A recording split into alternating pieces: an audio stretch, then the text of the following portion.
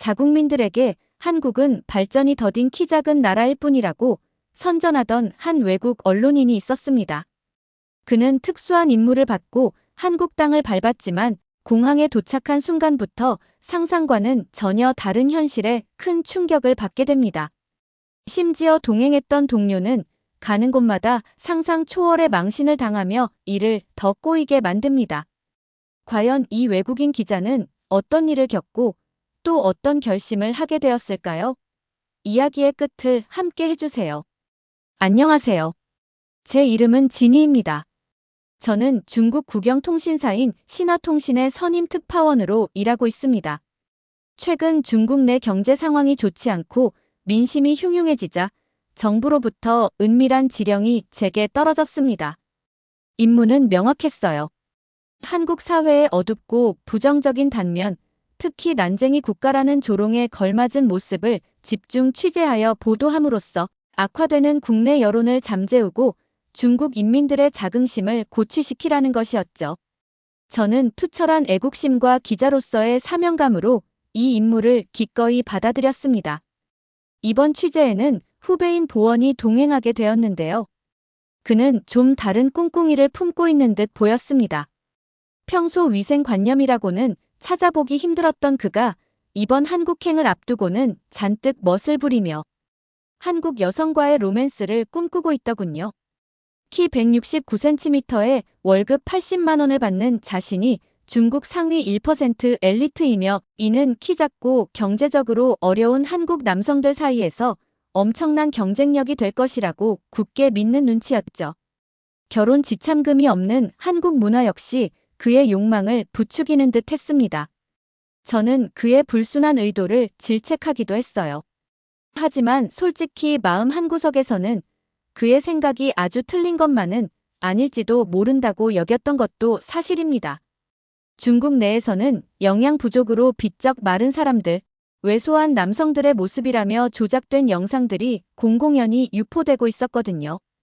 편집부 동료가 그런 영상들은 사실 중국 변방 시골의 비참한 현실을 한국의 모습으로 둔갑시킨 것이니 너무 믿지 말라고 귀띔해주기도 했습니다. 하지만 중화 사상에 깊이 물들어 있던 저는 그 경고를 애써 무시했어요. 한국은 그저 중국의 변방 한때 속국에 불과했다는 인식이 제 머릿속에 깊이 박혀 있었기 때문이죠. 우리의 취재는 분명 순조로울 것이며 원하는 그림을 쉽게 얻을 수 있을 거라고 생각했습니다.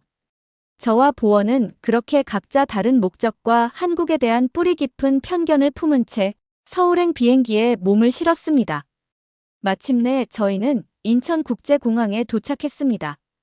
입국장을 나서자마자 제 눈앞에 펼쳐진 광경은 그야말로 충격 그 자체였어요. 저희가 생각했던 난쟁이 국가의 모습은 온데간데 없었습니다. 공항에서 마주치는 한국 남성들은 하나같이 키가 컸습니다. 저나 보원보다 머리 하나, 심지어 두 개는 더 커 보이는 압도적인 신장은 웬만한 서양인들과 비교해도 전혀 밀리지 않을 정도였죠. 169cm의 키로 한국 여성들의 마음을 사로잡겠다던 보원은 잔뜩 주눅이 들어 입을 다물지 못하는 모습이었습니다. 그의 표정에서 당혹감과 실망감이 역력히 드러났어요. 단순히 키만 큰 것이 아니었습니다. 그들의 외모는 동서양의 장점만이 조화롭게 어우러진 듯 세련되었고 다부진 체격에서는 건강미가 물씬 풍겼습니다. 그들 사이에 서 있는 저와 보원의 모습은 스스로 보기에도 너무나 초라하게 느껴졌습니다. 저는 순간적으로 이번 임무가 결코 쉽지 않을 것임을 직감했어요. 하지만 애써 태어난 척하며 속으로 생각했습니다. 이건 분명 한국 특유의 보여주기식 행태일 거라고요.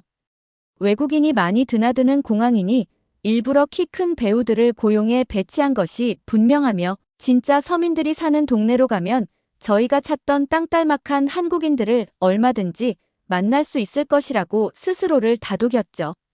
하지만 제 목소리에는 이미 불안감이 짙게 배어 있었을지도 모르겠습니다. 저희는 곧바로 다음 목표, 즉 중국인 택시 승차 거부 및 차별 현장을 포착하기 위해 카메라를 꺼내 들었습니다. 비장한 표정으로 택시 승강장을 향하는 제 발걸음은 그러나 조금 전 목격한 예상 밖의 풍경 때문에 이미 무겁게 가라앉고 있었어요. 공항에서의 첫 만남부터 저희의 견고했던 편견의 벽에 미세한 균열이 가기 시작한 겁니다. 과연 저희가 알고 있던 한국의 모습은 진짜였을까요? 아니면 철저히 왜곡된 허상에 불과했을까요? 불안감이 엄습해왔습니다. 택시 승강장에 도착하자마자 저희의 예상은 또다시 빗나갔습니다. 중국인이라는 이유로 승차 거부를 당할 것이라는 예상과 달리 택시는 너무나 쉽게 잡혔어요. 심지어 예약 앱에 적힌 저희 이름을 보고 중국인임을 확인한 기사님은 환한 미소와 함께 작은 사탕까지 건네는 예상 밖의 친절을 보여주셨죠. 목적지로 향하는 동안 그는 창밖으로 보이는 주요 건물들을 유창한 영어로 설명해 주었습니다. 기본적인 영어 회화는 공항 택시 기사의 기본 소양이라는 듯 자연스러웠어요. 이 예상치 못한 환대에 저는 당황스러움을 감추기 어려웠습니다. 그래서 한국인들이 중국인을 싫어하고 차별한다는 소문이 사실인지 조심스럽게 여쭤보았어요. 기사님은 솔직하게 답해 주시는 듯 했습니다. 국가 대 국가로서 중국 정부의 행태나 일부 중국인들의 불미스러운 행동 때문에 중국이라는 나라 자체에 대한 감정이 좋지 않을 수는 있지만 그 감정을 한국을 방문한 개개인에게 투영하지는 않는다는 설명이었죠. 문제를 일으키는 특정 중국인을 싫어하는 것이지 한국이 좋아서 찾아온 손님까지 미워할 이유는 없다는 명쾌한 이야기였습니다. 중국인 승차 거부 소문 역시 사실이 아니라고 했습니다. 간혹 불쾌한 경험 때문에 중국인 승객을 꺼리는 기사가 있을 수는 있지만 승차 거부 자체가 명백한 불법이며 대다수 한국인은 그런 일부의 경험을 일반화하여 차별하지 않는다고 강조하더군요. 오히려 그런 증거 영상이라도 있냐고 자신 있게 되묻는 모습에 저에게는 그런 영상이 없다는 사실을 새삼 깨달았습니다. 택시 창밖으로 스쳐 지나가는 평범한 거리의 풍경 속 한국인들 역시 공항에서 보았던 것처럼 하나같이 키가 크고 건장했습니다. 이곳은 관광 특구도 아닌 일반적인 도심 지역인데도 저희가 찾던 난쟁이의 모습은 눈 씻고 찾아봐도 없었어요. 오히려 거인 국가라고 불러야 할 판이었죠. 한편 보원은 여전히 정신을 차리지 못하고 창밖에 늘씬하고 아름다운 한국 여성들에게 시선을 고정한 채 해벌쭉거리고 있었습니다. 저는 속으로 그를 공산당에 수치라며 호되게 꾸짖었습니다. 목적지에 도착했을 때 미터기에 찍힌 요금은 저희 예상을 훨씬 뛰어넘는 금액이었습니다. 순간 사기를 당한 것이 아닌가 하는 의심이 들었지만 스마트폰으로 검색해보니 한국의 택시 기본 요금과 거리당 요금은 실제로 중국의 거의 2배 수준이더군요. 물가와 직결된 택시비가 이토록 비싸다는 것은 한국이 결코 가난한 후진국이 아님을 명백히 보여주는 증거였습니다. 저는 친절했던 기사님을 잠시나마 의심했던 것이 미안해지는 동시에 턱없이 부족하게 받아온 취재 경비에 눈앞이 캄캄해졌습니다. 편집부 동료의 경고가 다시 뇌리를 스쳤어요. 어쩌면 한국은 정말 선진국이며 중국 정부가 자국민들을 철저히 속이고 있는 것일지도 모른다는 생각에 등골이 오싹해졌습니다. 예상보다 훨씬 높은 한국 물가에 충격을 받은 저는 한국의 실제 경제 수준을 직접 확인해 봐야겠다는 생각에 근처에 번화한 백화점으로 발길을 옮겼습니다. 보원은 공항에서 본 한국 남자들처럼 근사하게 차려입고 한국 여자를 유혹해야 한다며 백화점 방문을 오히려 반기더군요. 백화점 안으로 들어서자마자 저는 또 한 번 입을 다물지 못했습니다.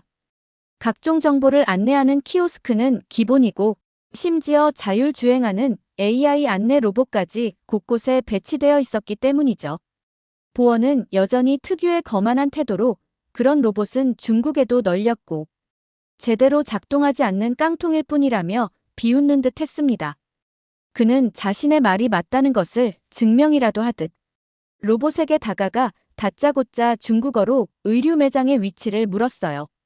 그러나 로봇은 보원의 어설픈 중국어를 완벽하게 인식하고는 유창한 중국어로 응대하며 디지털 화면을 통해 중국인 관광객에게 인기 있는 매장을 추천해 주었습니다. 예상 소요 시간 안내는 물론 스마트폰으로 전송 가능한 QR코드 형태의 길 안내지도 제공, 심지어 직접 에스코트까지 가능하다는 설명까지 이어졌죠. 저는 이토록 고도로 발달된 AI 기술이 이미 완벽하게 상용화되어 작동하는 모습에 경악을 금치 못했습니다. 중국은 아직 흉내 내기에 급급한 수준인데 한국은 이미 완성형 기술을 실생활에 적용하고 있었던 겁니다. 로봇의 안내로 도착한 패션 매장의 피팅룸 역시 최첨단 기술의 집약체였습니다. 거울처럼 보이는 디스플레이는 제가 입어본 옷을 자동으로 인식하여 어울리는 다른 옷들을 추천해 주었고, 선택한 옷의 다른 색상 착용 모습이나 사이즈 적합도까지 가상으로 보여주더군요. 167cm인 제게 시스템이 추천한 사이즈가 여성 평균이라는 사실에 또 한 번 자존심이 상했지만 한국의 놀라운 기술력에 감탄하며 저도 모르게 계획에 없던 옷을 3벌이나 구매하고 말았습니다. 그러나 계산을 마치려던 찰나 보원이 또다시 대형 사고를 쳤습니다. 그는 매장의 여성 직원에게 다가가 자신의 학력과 신화통신 특파원이라는 직업, 월 소득, 그리고 169cm라는 키를 늘어놓으며 교제를 원하는 듯한 태도를 보였습니다. 심지어 전 세계인, 특히 한국인들이 중국인이 되고 싶어하니 자신과 만나는 것이 그녀에게 엄청난 기회가 될 것이라는 식의 망언까지 서슴지 않았죠. 여성 직원은 그를 벌레 보듯 쳐다보더니 이내 유창하고 또렷한 영어로 그의 착각을 조목조목 지적하는 듯 했습니다. 그녀의 표정과 단호한 어조로 미루어 보아 자신의 주말 아르바이트 수입만 해도 보원의 월급보다 많고 한국에서 169cm는 결코 큰 키가 아니며 무엇보다 며칠은 씻지 않은 듯 퀴퀴한 냄새를 풍기는 남자는 한국 여성들에게 최악의 비호감 대상임을 분명히 하는 것 같았습니다. 중국인이 되고 싶어하는 한국인은 없으며 오히려 불법 체류 중국인들이 문제라는 점까지 덧붙이는 듯한 분위기였어요. 보원은 그야말로 망신살이 뻗쳐 얼굴이 시뻘개진 채 이성을 잃고 말았습니다. 백화점에서 보원이 호된 망신을 당한 후 저는 한국의 실질적인 물가 수준을 다시 한번 확인하기 위해 그를 데리고 푸드코트로 향했습니다. 그러나 카페 메뉴판에 적힌 아메리카노 한 잔, 가격이 6,000원이라는 것을 보고는 그 자리에 얼어붙고 말았어요. 중국에서는 10분의 1 가격으로도 괜찮은 커피를 마실 수 있는데 한국의 물가는 제 상상을 아득히 초월했습니다. 공포감마저 느껴질 정도였죠. 저는 질겁하며 카페를 뛰쳐나왔습니다. 근처의 다른 한식당 역시 상황은 비슷했어요. 김밥이나 비빔밥 같은 가장 기본적인 메뉴조차 중국에서 외식하는 비용의 2배가 넘었습니다. 하지만 제 주변의 한국인들은 전혀 개의치 않는다는 듯 자연스럽게 음식을 주문하고 계산하는 모습이었어요. 이는 한국인들의 평균 소득 수준이 중국과는 비교할 수 없을 정도로 높다는 명백한 증거였습니다. 저는 한국이 신체 조건뿐 아니라 경제적으로도 중국보다 월등하다는 냉혹한 현실을 애써 외면하고 싶었습니다. 분명 이 백화점만 유독 비싼 것일 거라고 스스로를 속이며 건물 밖으로 나섰죠. 길을 걷던 중 보원은 또다시 길가의 분식집에서 일하는 아리따운 여성 직원을 발견하고는 그녀가 자신의 이상형이라며 분명 자신에게 호감을 느낄 것이니 저곳에서 식사를 하자고 막무가내로 졸라댔습니다. 저는 그의 행태가 지긋지긋했지만 막을 방법이 없었어요. 분식집 역시 가격은 만만치 않았고 결국 저희는 부족한 경비 탓에 각자의 사비를 털어야 할 처지에 놓였습니다. 그런데 식당 안은 손님으로 가득 차 있었지만 이상하게도 줄을 서서 기다리는 사람은 단 한 명도 없었습니다. 식당에 들어서자 보원이 점 찍었던 그 여성 직원이 저희를 친절하게 맞이하며 현재 만석이니 잠시 대기해야 한다며 보원에게 휴대폰 번호를 물었어요. 보원은 또다시 착각에 빠진 듯 보였습니다. 그녀가 자신에게 반해서 개인적으로 연락하려 번호를 묻는 것이라고 확신하는 듯 거들먹거리며 자신의 대단한 스펙을 늘어놓기 시작했죠. 여성 직원은 어이가 없다는 표정으로 그의 말을 끊고는 대기 순번이 되었을 때 알림용 QR코드를 보내주기 위한 것이라고 차갑게 설명하는 듯 했습니다. 그녀의 태도는 보원에게 눈곱만큼의 관심도 없다는 것을 명확히 보여주었고, 심지어 그의 키나 외모, 특히 며칠 동안 씻지 않은 듯한 비위생적인 모습은 정말 최악이라는 듯한 경멸감마저 느껴졌습니다. 한국인들의 청결관념과 여성들의 기준이 얼마나 높은지 다시 한번 상기시키는 듯한 분위기였어요. 그녀는 한국의 대기 시스템이 단순히 줄을 서지 않는 것을 넘어 QR코드를 통해 실시간 대기 시간과 예상 순번을 확인하고 자신의 차례가 되면 알림을 받고 입장하는 매우 편리하고 효율적인 방식임을 알려주는 것 같았습니다. 이는 단순히 기술과시가 아니라 줄 서기 힘든 노인이나 장애인 등 사회적 약자를 배려하는 성숙한 문화의 반영이라는 점을 강조하는 듯 보였죠. 보원은 이에 대해 기술력을 폄하하며 불평하는 듯 했지만 여성 직원은 타인에게 피해를 주지 않고 약자를 배려하는 시스템의 가치를 다시 한번 강조하며 보원의 저급한 수준을 날카롭게 비판하는 듯 했습니다. 궁지에 몰린 보원은 자신이 일본인이라며 국적까지 속이는 추태를 보였습니다. 저는 그의 한심한 모습과 한국인들의 침착하고 성숙한 대응을 지켜보며 얼굴이 화끈거리는 부끄러움을 느꼈습니다. 분식집에서마저 망신을 당한 저희는 다음 목적지로 이동하기 위해 지하철을 이용하기로 했습니다. 마침 퇴근 시간과 맞물려 지하철역은 엄청난 인파로 북적였지만 저는 그 속에서 또 한 번 놀라운 광경을 목격했어요. 승강장 스크린도어 앞은 물론이고 계단 위까지 길게 늘어선 줄에도 불구하고 한국인들은 단 한 치의 흐트러짐 없이 질서정연하게 자신의 차례를 기다리고 있었습니다. 어린 학생부터 노인까지 그 누구도 새치기를 하거나 소란을 피우지 않았죠. 중국에서는 상상조차 할 수 없는 모습이었습니다. 이런 상황이라면 서로 밀치고 소리치며 아수라장이 벌어졌을 텐데요. 보원은 오히려 이 질서정연한 모습에 실망한 눈치였습니다. 혼란스러운 틈을 타 불순한 행동을 하려 했던 것 같은데 침착하고 단호한 분위기 속에서는 어림도 없다는 것을 금세 깨달은 듯 보였어요. 대신 앞에 서 있는 여성에게 추파를 던지듯 말을 걸었지만 여성은 싸늘한 표정으로 철저히 무시해버렸습니다. 열차가 도착하고 문이 열리자 한국인들은 내리는 사람이 모두 하차할 때까지 침착하게 기다린 후에야 탑승하기 시작했어요. 하지만 보원은 이 기본적인 질서마저 무시하고 사람들을 거칠게 밀치며 먼저 타려다가 자신보다 훨씬 키가 크고 건장한 한국 남성과 부딪혀 바닥에 나동그라지고 말았습니다. 놀랍게도 부딪힌 한국 남성은 넘어진 보원에게 먼저 손을 내밀며 괜찮냐고 묻는 듯 정중하게 사과하는 매너를 보였죠. 저는 압도적인 신체 조건과 성숙한 매너 모든 면에서 완벽하게 패배한 보원의 초라한 모습과 수준 높은 한국인들의 모습에 깊은 인상을 받았습니다.